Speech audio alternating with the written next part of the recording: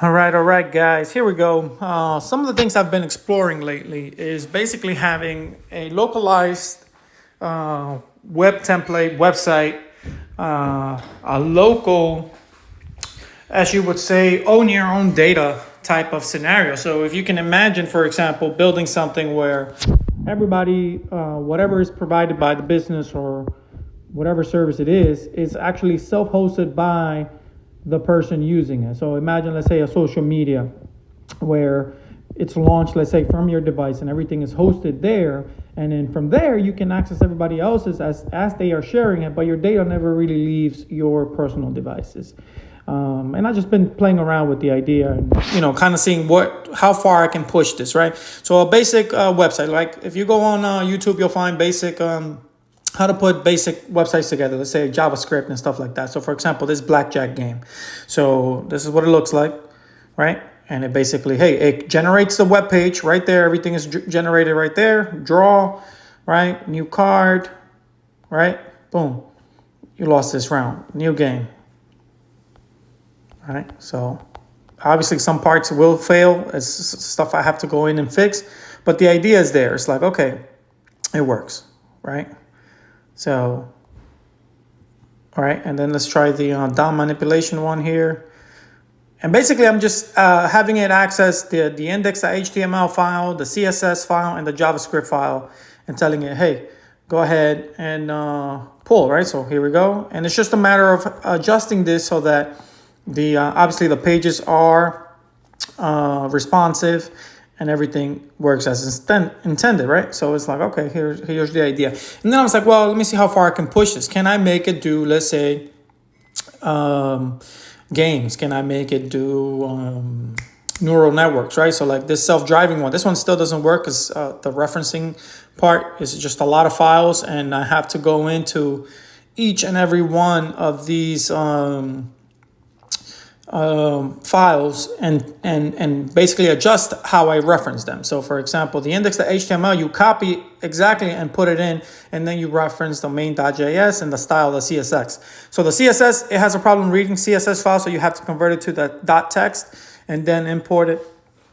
But then I was like, oh man, this might be cool if we can get this working. So for example, this one has a lot of JavaScript. And again, this is from, you can get these files from one of those YouTube channels that goes over how to create neural networks. I don't have the link right now, but if anybody's interested, I'll find it and give it to you. But this is what it looks like, right? So it's a lot. So basically, the problem I think is that all of these JavaScript files reference each other in one way or another. So it's a matter of just joining them all together, and I think I can get it to work because it does bring up the page, the design and everything, but obviously the process doesn't work.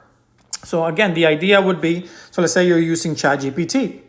Now I can link it with Google search results. So I can say, hey, I want to do a Google search. I want you to, let's do a Google search and let's pair that with our ChatGPT response. So let's say car insurance. All right, I can do a search. Permission, insufficient permissions, denied. Token, I thought I just did the token. Did it not refresh? Let's see.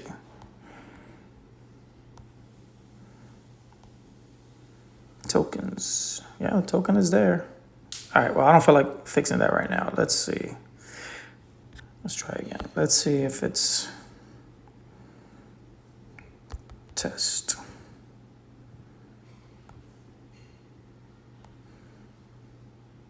Test. All right, so it is working. I just got to fix the scope. But anyway, as I'm looking at this, I'm like, wait a minute. Now I can start pairing these things and say, hey, let's go ahead and create a self-hosted, kind of like AI assistant, right, with Google. So with the Google Assistant, we can basically create something like this within shortcuts or, and now have all your files locally stored. And now you own all your data. I mean, that would be kind of Here's an what I ideal found on the situation. web. Obviously, it's logistically speaking, it would have to be something that, has to be thought out quite extensively just to make sure, because it could be a lot of data, right? So how much data do you keep? How much data do you delete? Does the person want to share some data and maybe store it on the cloud or whatever, and then take it from there? But we'll see where this goes. I'll keep exploring and see how far we can take this.